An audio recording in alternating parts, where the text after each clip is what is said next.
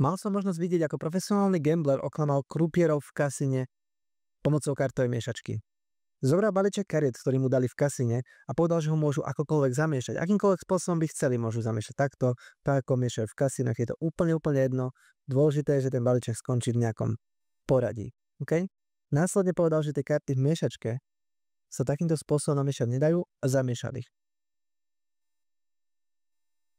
Karty si vytiahol a povedal, že pokiaľ kúzelník chce namiešať karty v miešačke, potrebuje robiť jednu jednoduchú vec.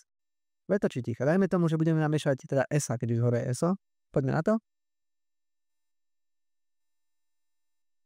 A týmto spôsobom spravíme v kartách chaos, čiže časť kariet obrázkom nahor a časť kariet obrázkom nadol. To sa môže stať aj v kasíne. Povedal, že krupierovi sa to môže stať, pokiaľ nedajú pozor, vyšmykne sa mu nejaká karta a otočí sa v balíčku. To je chybný balíček. Následne balíček zobral a povedal, že keď chceme nájsť ESA, musíme ich zamiešať tak, aby sme to jedno stále videli a tie zvyšné karty nevideli. Čiže keď teraz lúskneme alebo spravím hocičo, tak to jedno ESO uvidíme aj druhé ESO, uvidíme aj tretie ESO, aj štvrté ESO a zvyšné karty balíčku neuvidíme, pokiaľ ich neotočím. Každá karta balíčku iná a takýmto spôsobom sa dá podvádzať v kasíne.